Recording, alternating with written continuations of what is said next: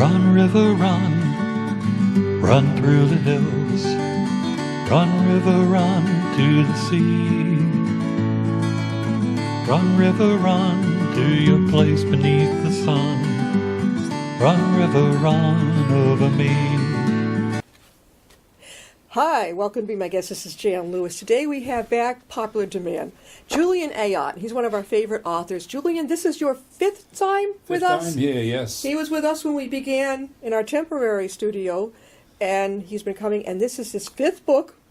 And this one, welcome Julien, this is called Code Name Lily, The Legend of the Belgian Resistance. Now, I'm not one for history, but boy, did he get me on this one. You're going to tell us about it. It's about a wonderful woman named Lily who helped save, well, they're basically, are they French, so English, or what would you say? They were both English and American. Yeah. So they were in the Air Force, the U.S. Air Force, which back then was USAAF. They didn't call it the Air Force Division wasn't formed then. And the other pilots whose planes crashed were from the RAF, the British contingency. And in a quick summary, when these people would leave England, they would fly on missions into Europe to get to Germany, to bomb Germany.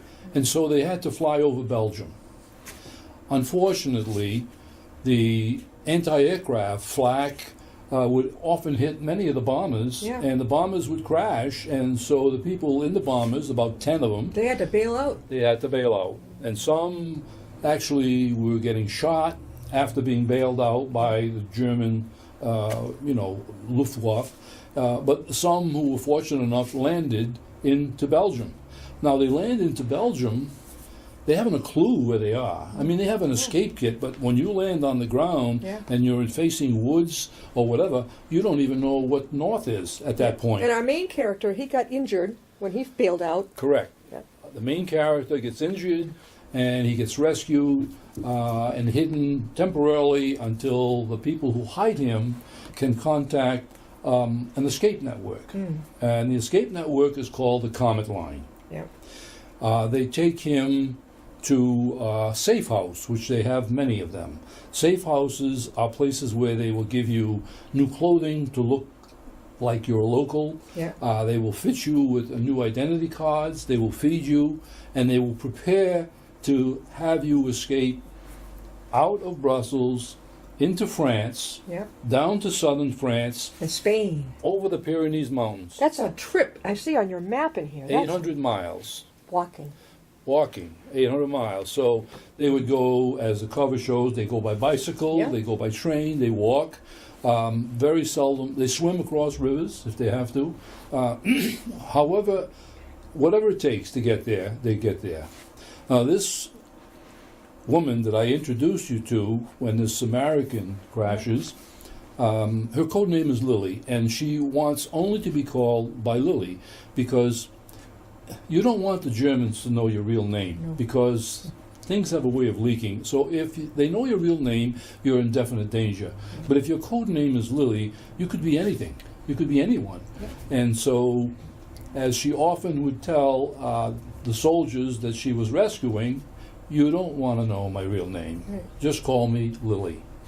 In reality, the woman's name was Micheline Dumont-Hugues.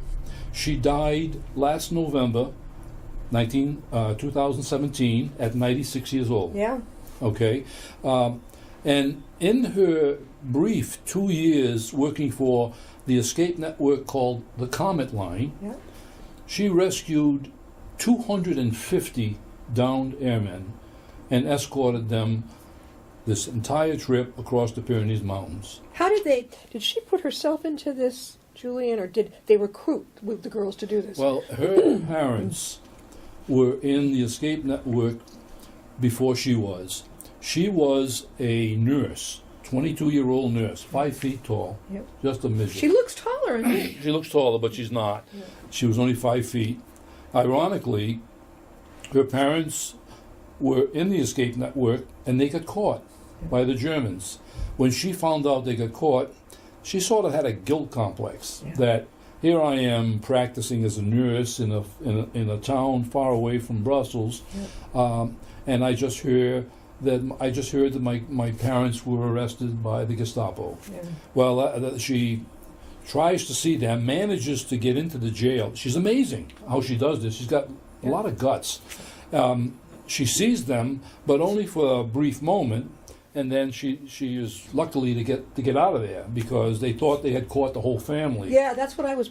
Yeah, that's almost like Anne Frank. Almost. So she doesn't see her parents anymore, but she then makes a strong decision that she has to help the escape network herself. Only 22 years old. Only 22 years old and 5 feet tall. So she begins with menial jobs. She goes on errands, she gets papers, she gets supplies, clothing, stuff like that. But as she matures in the organization, because there are other people in the organization who get caught. Yeah. There are infiltrators in the escape line that really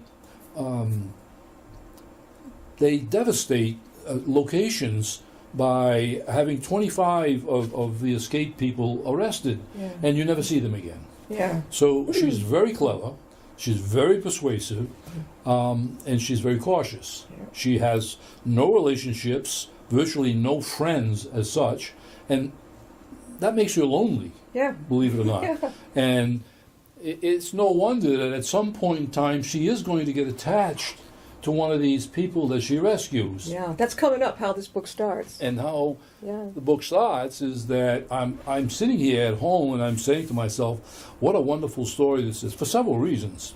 One, because my mother was born in Belgium, and this young woman is from Belgium. And secondly, because my mother's nickname was Lily. That's why you chose it.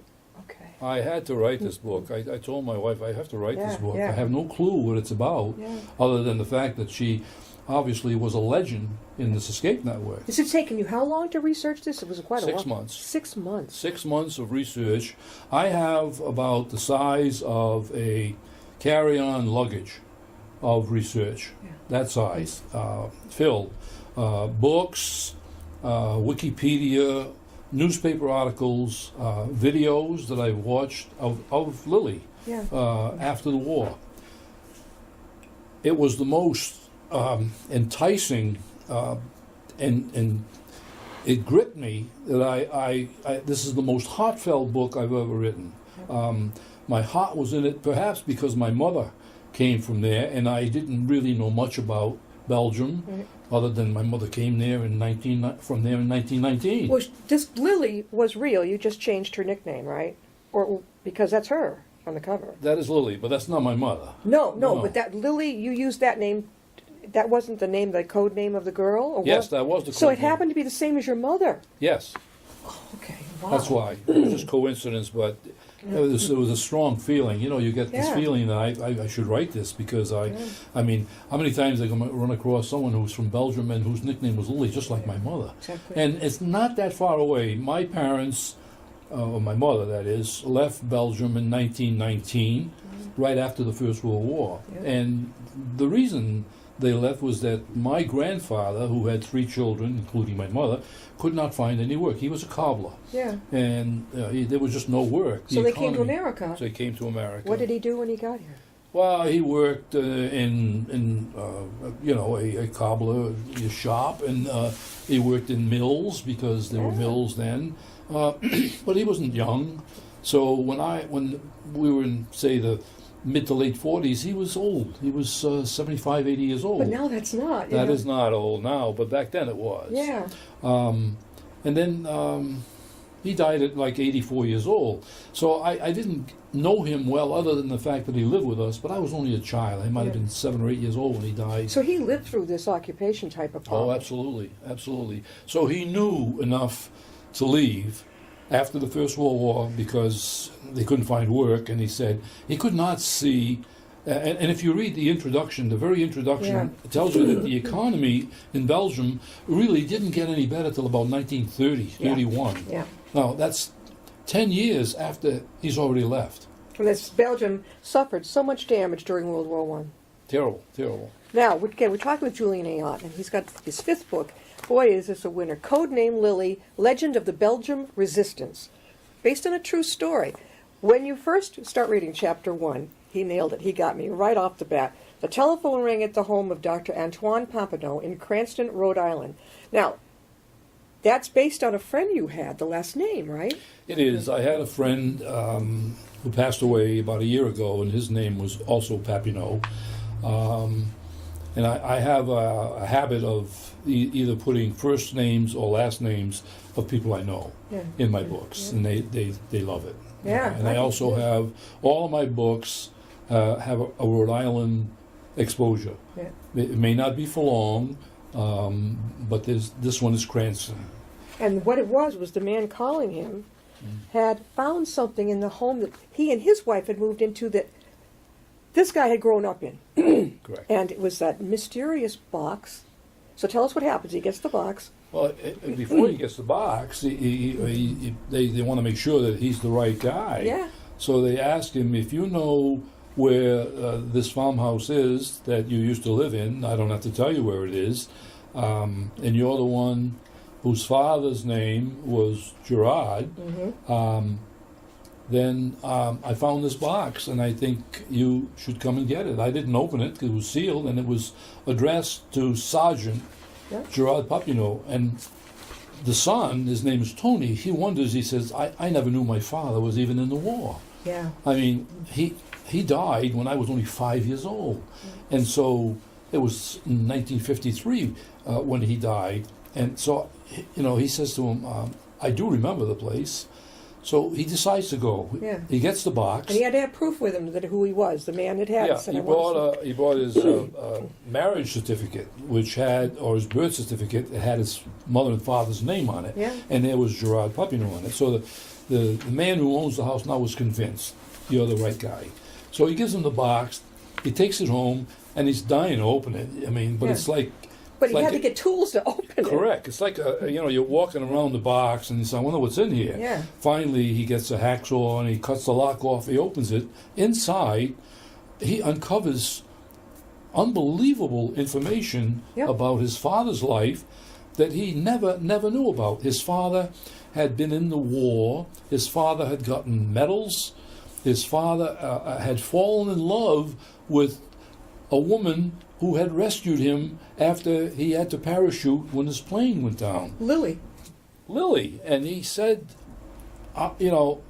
this son, Tony, is dumbfounded by all of this information. And he says, I really have to find out about this woman.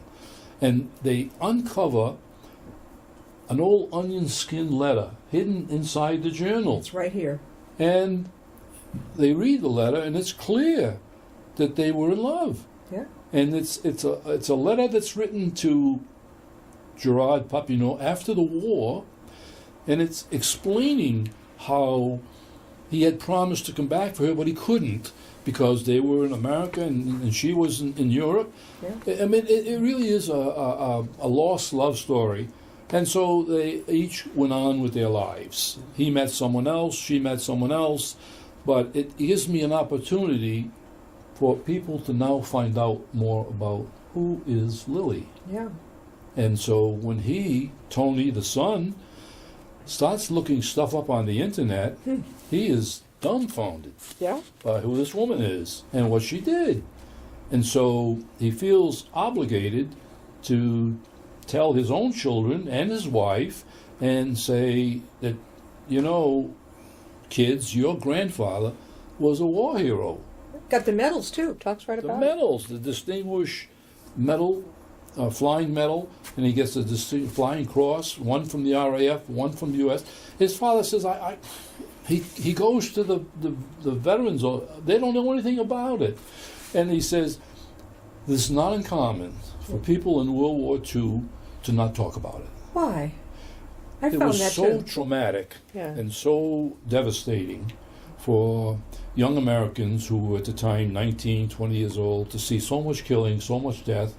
They don't want to talk about it. Yeah. It's not a conversation piece. No. So the fact that he was a hero in his mind was no big deal. I just did my job. Sure. And the truth of the matter is, he risked his own life to save a fellow airman, which then when you read about her... Oh, there's a little letter from her, too, a love letter, kind of. Correct. Now, this is long before he met his wife. Correct. Okay, so there was nothing funny going on here. No. It's the same with her. I mean, she met her husband like a few years after she had been in the Escape Network, so it was long after all of this, these little affairs, if you will, but they were minor infatuations, I guess you'd call them. I kind of like falling in love with your teacher. Sure. That kind of thing. Julien, how can people get in touch with Codename Lily? Well, Codename Lily is on my website, of course, www.julianayotte.com. It's also on Amazon Kindle. It's on Smashwords. It's on the Nook. It's on Google. It's everywhere. You could pick it up at Barnes & Noble, and they'll have it there. If they don't have it there, they'll get it to you within a day. You can order it right on my website if you want a signed copy, and I will autograph it and sign it for you. Now, Julien has a beautiful, fold-out, terrific... This will tell you, they'll be posted downstairs in the Upton Library on the bulletin boards. Also, you'll pick up a copy of his book and read that, too, down there in the library. Are you appearing anywhere coming up that we should know about? Well, yes, I am. There are several appearances. Actually, I have an appearance coming up in about 2 weeks at a tennis club that I belong to, which has thousands of members. It's called Forecourt Tennis Club in Cumberland, Rhode Island, and I'll be there on Sunday, January 25th, from noon to 4. That's in Cumberland. People who are familiar with it, it's on Cray Street if you're not familiar with Cumberland. So it'll be a presentation and a book signing? Yes. At a golf club? Tennis club. A tennis club. I'm amazed. This is terrific, and they're opening up for you to... Yeah, they have a lounge upstairs that will be set up for me to do this. Cool. And people will come and go all afternoon because it's the Patriots on that week. Yeah. You always have to go with your schedule around the Patriots schedule. Sure, especially with the guys. That is correct. And then the following... Actually, 2 weeks later, February 16th, I'll be at the Cumberland Library Author Expo. Oh, they're having an author expo down there? Oh, yes. Wait a minute, hold it. How come I didn't... When is it, February 16th? February 16th. What day of the week is it? That's a Saturday. And it's from 1 to 4. At the Cumberland Library? Cumberland Library, which is at a place called the Monastery. It used to be a monastery, that's why they call it that, but it's really on Diamond Hill Road in Cumberland. I think I've been on Diamond Hill. It's not far from here. Not at all. It's maybe 20 minutes from here. Okay, question. Is this going to be as hugely overwhelming as the one was down in Cranston that we went to? That was enormous. It will relatively as large, except that there will be less authors. There'll be about 25 authors. That's what I mean. Yeah, there won't be 135 I authors. couldn't possibly meet everybody that day. No, impossible. The Rhode Island Authors Expo is the biggest event of the year, and there are 135 authors who go to it.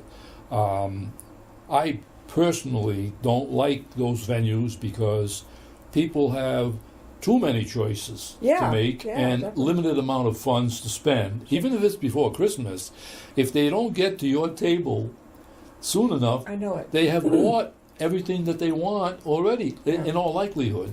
But I always do well anyway. I think a lot of the authors I've met on here, we've had on as a guest, show up at these different... Did you ever go up to Danversport?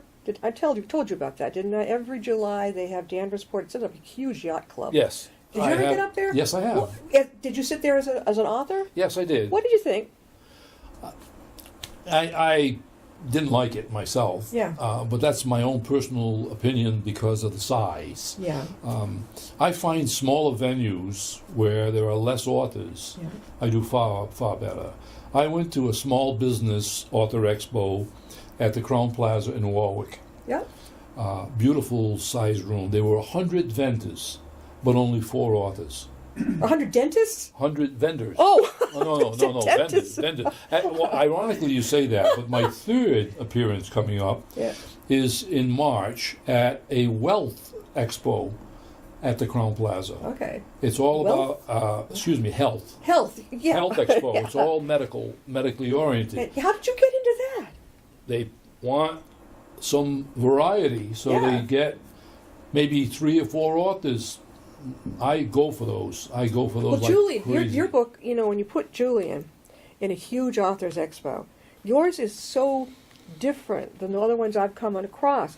Fantasy's big right now. Sci-fi. Sure. I find very true things very books based on true stories. So you Yeah. stand out. So to put you into a room full of a million different authors, Yeah. it's like you say, "This is different. This is different." Here's how it worked. Before the book was out, I had ordered it. It was all proofread. I was waiting for copies, and I said, "Doggone it! I got this event, the Small Business Expo in Ward. I've got the Rhode Island Authors Expo Yep. at the Roads on the Patuxent," and I said, "I don't have a book." So this friend of mine, Paul Caranci, who's a fellow author, good Rhode Island author, who does history and politics. That's what his thing. So we don't conflict. So we're always sitting next to each other because we recommend each other. Yeah. He said, "Why don't you do pre-orders?" Yeah. That's I right. said, Yeah. "Oh." So I did. Yeah. I put a 8x10 photo of the book, Yeah. and I said, "Pre-order this." And so people said, "What's this about?" And I explained it to them. They said, "I want this book." Yeah. The long and the short of it is that I sold 71 books on Already. pre-order Before you had before even I done even had it. Before I even had it, it took me gee. it took me almost 2 days just to get the mailing out. I picture, in bubble wraps and stuff like Did that. you have to lock yourself in your home den, or how did you get the time to do all that? I do it all. The thing about when you self-publish or independently publish, and I know this as a fact, that John Land, who is a very strong author in Rhode Island and a USA Today bestseller, who has an agent, he said that when I started off, and that's about 25 or 30 years ago, finding an agent was difficult, Yeah. but he managed to get one. He says, today, finding an agent is virtually impossible. You're looking at one. Ah, See, I'm a publicist. I'm not a publisher, a publicist. My job is to get that person out there and scheduled. Clue them in. That's all the research involved in one. Yeah. but we're dealing with a lot of New York literary agents who are in contact with some of the bigger publishers like HarperCollins and things like that. Yeah. And their plates are full. Sure. They don't have time to take on a new guy, especially a 77-year-old geezer like me. And that's what they Will look you at. stop? It's all about the money. I mean, and this is not facetious. Yeah. They make a living, and as they make a living, what they're trying to do is to see who they should bring on board, who's going to make them the most money. Yeah. And I've already got 5 successful books, Yeah. and I promised my readers that I would have another 5 in the next 5 years. You're going to do. You're really going to do that. I am doing that. Oh, I am that's doing good. it. I've already started on my 6th book. When I first met Julien, that was your first book. Okay. Yeah. And then, as we went on through the years, when we hit the new studio in 2015, was that your second, third? Which one was that? That was my 3rd. That was the third. Do you know anybody in Cumberland by any chance? I have family down there. Oh, I know quite a few people. Okay. in Cumberland. All right. Well, listen. Codename Lily. Go ahead downstairs. Grab a copy. And Absolutely. you can read it there. But this is all based on a true story. And I found her love letter. Of course, Mon amour pour toi pour toujours. Now, okay. Let me see if I'm okay. Okay. My love for you is every day, Forever. forever. Okay. Got it. Michou was her. Michou Michou was a nickname. Yeah. Her real name was Micheline. Dumont Auguste. Yeah. Yeah. See, yeah, that's where my French. He comes never from. knew her real name until he got this letter.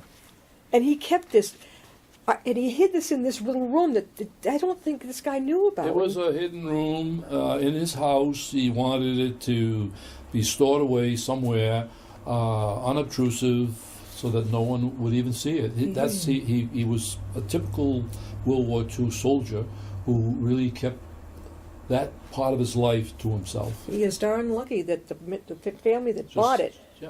Did they literally buy it from the original fellow? No. They bought it from somebody else after that. And nobody had thought to. How did the guy find the door? He knocked the wall down after his son left, Okay. got married, and he wanted to expand his own bedroom. Yeah. So they knocked the wall down, and they saw this other room behind the wall. Yeah.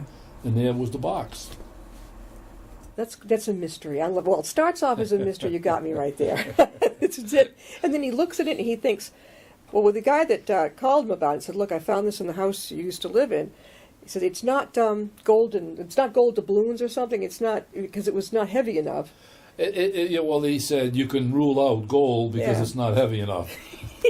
And then it takes you through the journey that Lily passes off the soldier to the next person that will take him through Yeah, France, through France. all the way to Spain. This is a 800-mile hike, you said? Yes, because they go all the way down to southern France Yeah. and go over the Pyrenees Mountains, Yeah. which is separating France and Spain. That's a long hike. 800 miles. And do they live with fear along the way that they're going to get caught? There's that They chance. do get caught. Wait a As a minute, matter what? of fact, there were 2 excursions where Lily and another Yeah. resistance person had such a large group that they broke it into I remember, 2. okay, yeah, that part. And the guy who had the other group, Yeah, his group and himself were arrested at a train stop. okay, And so, yeah. They only found this out when they were supposed to meet way down in southern France, that the other one never made it. What does Tantago mean?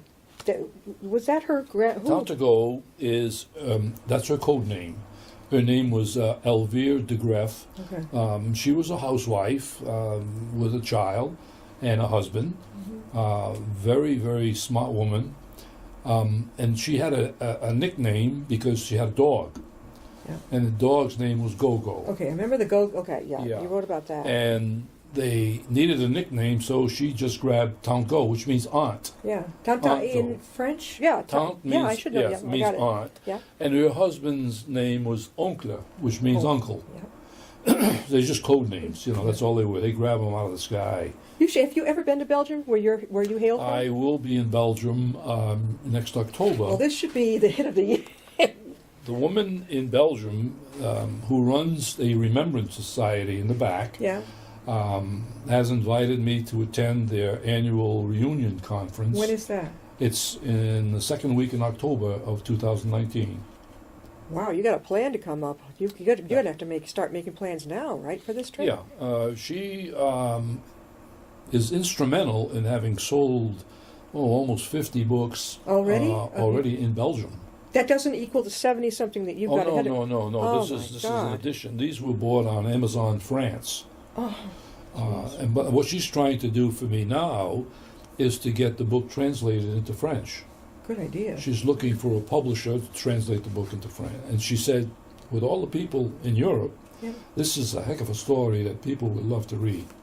Oh, tell me about it. Well, we've been talking with Julien Ayotte, and he's been on many times with us, and this is his 5th book. A code name Lily, based on the true story of back in World War II. Yeah. Yeah. Some of the people were trying to help the British soldiers avoid the Germans. And boy, to me, that would be the most stressful, scary, because once they got you, remember they got the part of that family? Yes. Once they get you, and they vanish. Of course, we got to only to our imagination what happens, right? She ironically never got caught. But Yeah. they found out who she was and she had to leave. And so she went to Spain Yep. and worked for the British intelligence for a while. And then subsequently they transferred her back to London to work there. That's safe. That was safe, thank God. It was safe. That's where Julia, she met her husband. If somebody, before we leave, if somebody would like to have you come and do a presentation, like you've got those coming up, Sure. how would they reach you? Well, my email address is the easiest way. That would be jpahome, H-O-M-E, at cox.net. Just send me an email and let me know what it is you're looking for.